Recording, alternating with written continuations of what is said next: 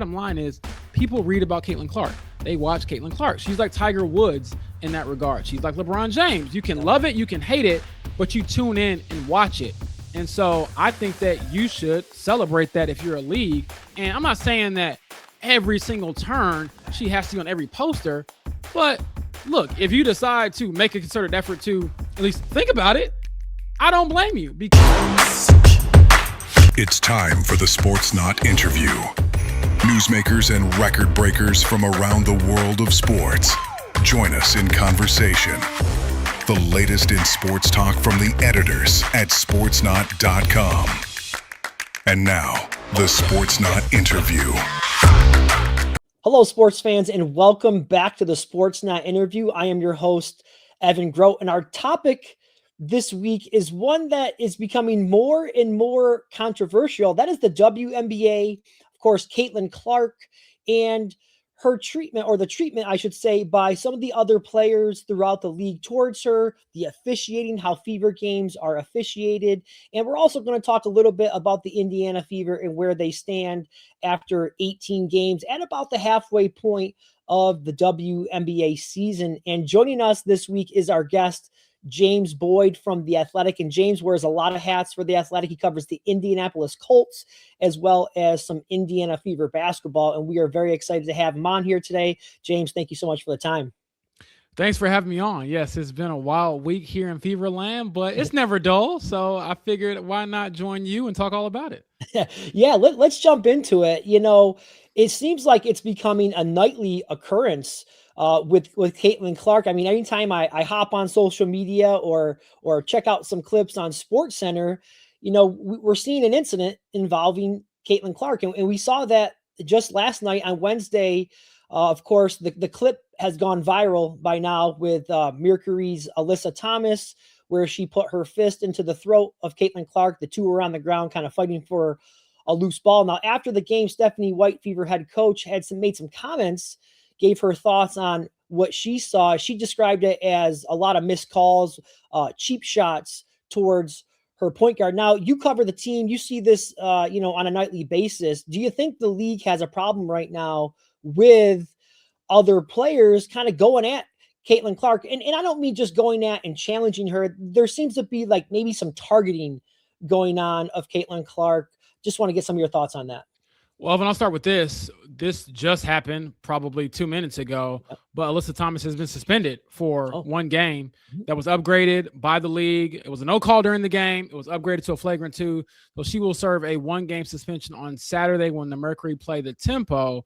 And so that to me was a step in the right direction for the league. You cannot miss something like that in real time, but you can, if you did, at least go back and try to rectify some of that. Now, to answer your question about, do I think she's targeted or players might be trying to go after her?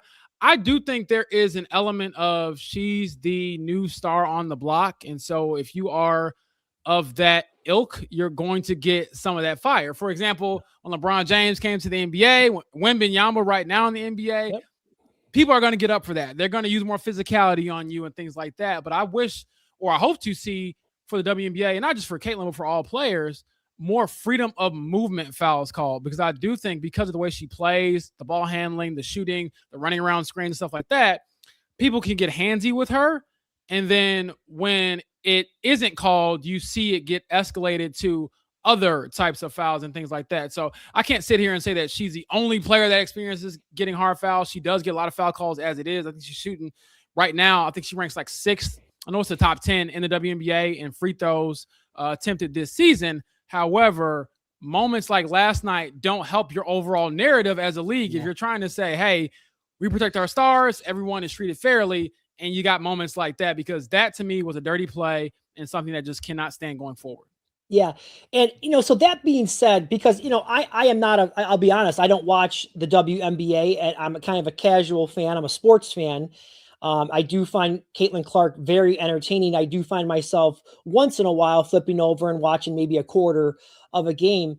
And so what you said about her, definitely getting to the line a lot. So she is getting the benefit of some calls, but I think it's the egregious plays that I think people have a problem with. Do you think that the league, why aren't they doing a little bit more to try to prevent those types of things from happening? What we saw last night. I think this was a step in the right direction, like I said, with the flagrant 2 upgrade on Alyssa Thomas. But a lot of it, and I do watch a lot of WNBA basketball, it is a physical league by nature. So I think the WNBA, especially with more eyes on it, you're trying to figure out, okay, where is the line between making sure we have a watchable product and protecting our players, and not just any players, your best players. And I don't care what anybody says. I think that in every sport, you can look at it in the NFL. I know, Evan, you probably watch a lot of football. I can't sit here and tell you with a straight face that Patrick Mahomes is officiated the same way as JJ McCarthy. Like, that just isn't true. So I don't know why, or I can maybe pinpoint why the league is maybe kind of slow to assess some of these fouls or address some of these things. But my whole thing is figure it out as soon as possible. And I think that helps the entire league grow as a whole, because you don't want instances like last night where, yeah, there's going to be hard fouls. There's going to be, the occasional technical foul, the skirmishes, all that. Like, I like competitive basketball, whether it's men's or women's, but you don't want to let it get to a point where you're leaving the door open for your players to be injured in any way, because that what happened last night could have resulted in a serious injury for Caitlin, and it wasn't a basketball play. So even in some instances, there's like a flagrant foul. Like, if you elbow somebody or something coming through the lane, you can make a case that, okay, I raised my arm up like a basketball motion. That wasn't that. So that to me was probably the most egregious of some of the calls I've seen on Caitlin. The other ones that I think that the league needs to clean up, to answer your question more directly, is probably just the landing zone fouls. I think that when she shoots from as far as she does, and that's really for any player, you have to call some of those things. And I know that's one of the calls last night that also upset Fever coach Stephanie White, not just the Alyssa Thomas incident. There was another foul after that where Caitlin went up for a 3, got fouled, and they went to review it, and they just said it was a common foul, even though she didn't get the proper zone to land, which to me is the automatic landing zone foul. Yeah. And that's obviously been a topic of discussion in the WNBA, is the emphasis that was put on the officiating. We heard Stephanie White talk about that last night in her post-game press conferences, that she'd like to see a little bit more consistency with that because of the emphasis that was put on officiating. Now, you mentioned the landing zone and how she didn't really have enough space there.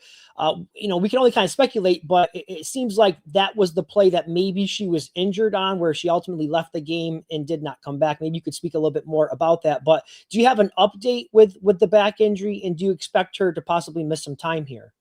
No update just yet. Practice is tomorrow, so that's the next time we'll get a chance to talk to Stephanie White and any representatives from the Fever. But as far as that play, yeah, I do think common sense would probably tell you that if it wasn't that specific play, it didn't help, to land that awkwardly on her back. And when you watch the video back, you see her kind of rubbing her back. And as she continued to play throughout that game, I thought that she didn't have the same motor and movement. The last play before she subbed out, she turned it over. That's fine. But normally she's getting back on defense and getting back into that play. And while she did do that, it looked like I thought she was gassed or something, or just, was out of breath. But turns out that she was really kind of hurting and wasn't able to go back into the game. I watched the video back because where we're sitting in real time, in real life, it's hard to kind of see where the bench is. But watching the replay of the game broadcast back, she looked like she was walking pretty stiffly back to the locker room. And Evan, this is a back thing that she's been dealing with all season. She's been listed pretty much every game is probable due to her back. But with the way their schedule is, if you're a glass half full type of guy like your boy, I'm thinking to myself, why not just sit her in Saturday's game against the Sparks, who also, without their best player, and Kelsey Plum, she just had an announcement yesterday. She's going to be out for a couple weeks with a leg injury. Yep. So without her, you're going to face an injured team already. And then you have, between Saturday's game and your next game, 7 days off. Yep. So why not give Caitlin, in this instance, 10 days off to try to get her back together before you have to play the Las Vegas Aces, one of the best teams in the league, on July 5th. So Stephanie White told us after the game they weren't going to rush it. They're going to be smart with her body, especially after last season, only playing in 13 games. But to me right now, and this is not a report, but I would be pretty surprised if she played tomorrow, just because it's early in the season, you're facing a depleted team, and there's no need to really push it with a player who is not only important for your franchise, but obviously, as you alluded to, important to the face of the league, important to the league itself, because you have fans like yourself coming and watching to see CC do her thing. Yeah. No, I want to get back to the original topic where we were talking about, how important she is to the league and maybe some of the treatment that she receives. Now, one great example, and I just happened to see this the other day, is I see that the WNBA is now celebrating their 30th season. They have this commemorative poster that is available. And I actually heard Colin Cowherd talking about this today. So this is definitely, and I'm sure you already know what I'm talking about, but they've got this poster with 20 players, through different, throughout the different eras of the league. And Caitlin Clark isn't on it. So, listen, was that an oops by the league, or, is there a coordinated effort here to, kind of make her not the face of the league? And do you think this is a mistake? Because again, as a casual fan, when you combine what you see, those egregious plays, and then decisions like this by the league, not to try to take advantage of her marketability, to me, it just seems a bit silly. What's your thoughts on that?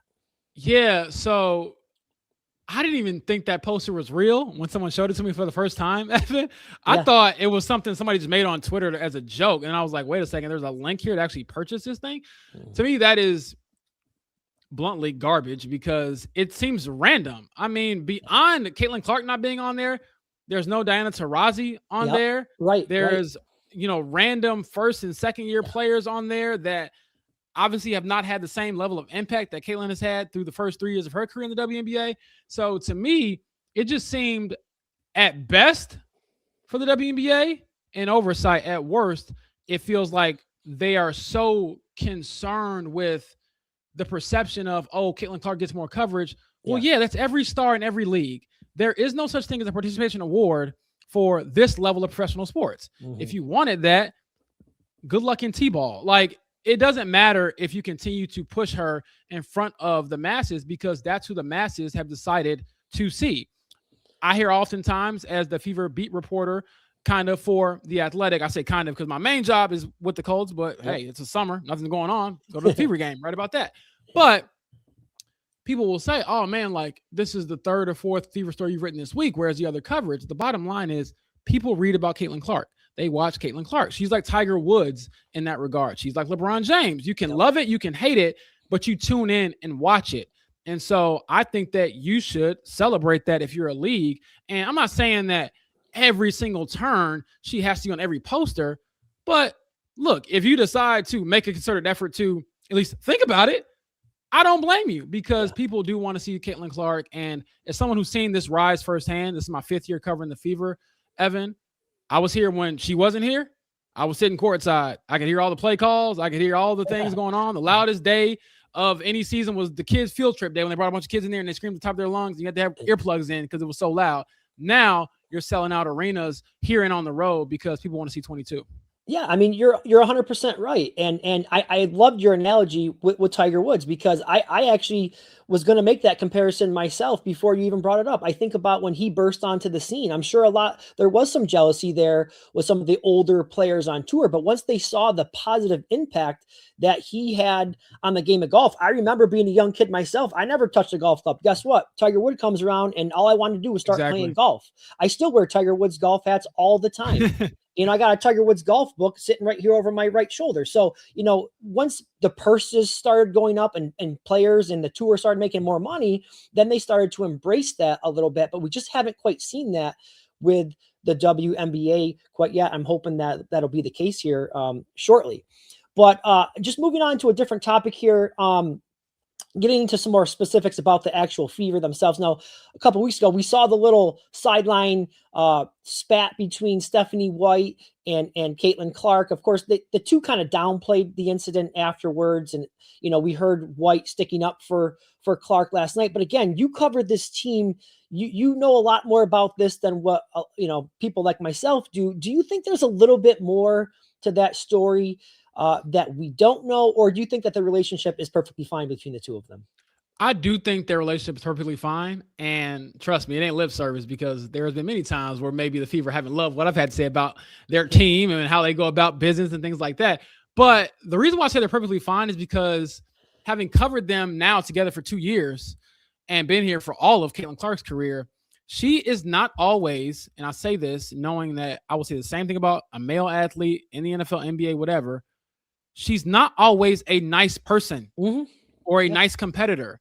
But who the heck asked for Kobe or MJ to be nice? Right. We never did. So that can lead to some butting of the heads with your coach or your teammate or whoever. But ultimately, her coach loves her teammates love her because she's going to do whatever she can to try to win. And I think Stephanie and Caitlin, those two in particular, they're so similar. They're so hot-headed. They both are emotional. So I almost feel like when they're going at it, and again, that was one incident. I really haven't seen a whole lot of that, honestly, outside of that situation, that one-off there on the road. But when they go at it, I'm like, you guys are like mirror images of each other, just 20 years apart. You know what I mean? And so I remember asking Caitlin after the incident, like, hey, how's the relationship? Can you just describe to us? Because we're not in these huddles. We're not in every single practice or every single plane ride. She said that, look, man, I will ride with Stephanie White until the wheels fall off. This is somebody I believe in. I trust. She believes in me. She was like, when my season went off the rails last year, I got ruled out with the groin injury. I cried in her arms. And so there's a lot of mutual respect there. Will it boil over at some point? Yes. But at the same time, I think a lot of this, when it comes to the Fever, is if you win, like any other team, the whole perception of it changes. Right. You know, Bill Belichick could get away with saying nothing for however long with the Patriots because he won. As soon as you stop winning, all that guy's a jerk. He doesn't know what he's doing. It's the same thing here. So I think that with the Fever, they're always going to be under a microscope. They're always going to be scrutinized for every interaction. But that to me was nothing. It's water under the bridge. It's really old news now at this point. Yeah. But yeah, they're so much alike that I kind of laugh at it because, I mean, how can you really be mad at each other when you're trying to do the same thing, which is win? Great for clearing that up for us. And the last thing that I wanted to ask you about was just kind of the Fever overall at this point. 10-8 right now, a little bit of an up and down season. I'm sure they'd like to be a little bit more consistent. But, you know, when I look at this roster, I see two of the top 4 scorers in the league with Clark and Mitchell. You've got Aaliyah Boston, who is top 15 in scoring as well as top 10 in rebounding. What is the issue with this team? Why aren't they playing on a more consistent level? And do you think, I know it's only year 2 for Stephanie White, but if they don't, you know, make a deep playoff run, could she be on the hot seat?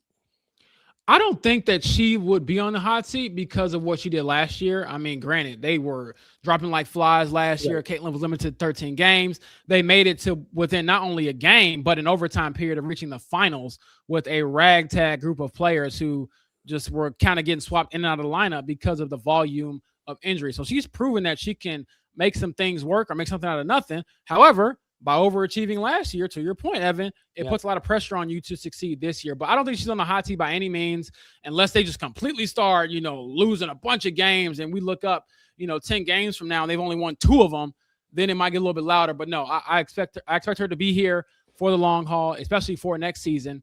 But then overall, why they're struggling, you mentioned Kelsey, Caitlin, and Aaliyah. Yeah, they can get buckets, but as a team, they can't defend. No, I mean, they let a lot of people go straight down, you know, Broadway and get a layup. And that's just not how you're going to win basketball at any level. And so I wonder at this stage of the year, because you're 18 games in, if they even have the proper personnel to really play good defense. I hear it all the time from Stephanie and the players. Oh, we got to work on our schemes. We got to be more accountable. We got to talk more. We got to rotate better. But ultimately, do you have the physical tools to play good defense? I'm questioning it because I know it's not an effort thing. They're trying on defense, but the execution just isn't there. And so it's either you can't think the game out, and I wouldn't insult the players like that and say you're not smart enough to do it. I think that physically they maybe just aren't capable of doing it. So it makes your margin for error very small because I was looking at some stuff before I got on here with you. The Fever have 4 losses this year in which they've scored 100 points. That's the most in WNBA history, and we're only 18 games into the season. And prior to that, in their entire history leading up to, you know, from when they started their franchise to last year, 2025, they had 4 of those games total, and they got 4 of those already this year. So defense is a problem, and they got to figure out a way to shore that up, or at least, in my opinion, just get to average defense. You're not going to be great on defense, but if you can get to the average mark, maybe your offense can carry you and help you do something special. Yeah, well, as the saying goes, offense sells tickets, but defense wins championships. We'll see if Ever can get that cleaned up here. James Boyd from The Athletic, thank you so much for your time today. You can follow him on X at Romeoville Kid. I encourage you to go out there and do that. He's always putting out great work for The Athletic. And James, we thank you so much for your time today. Appreciate you having me on.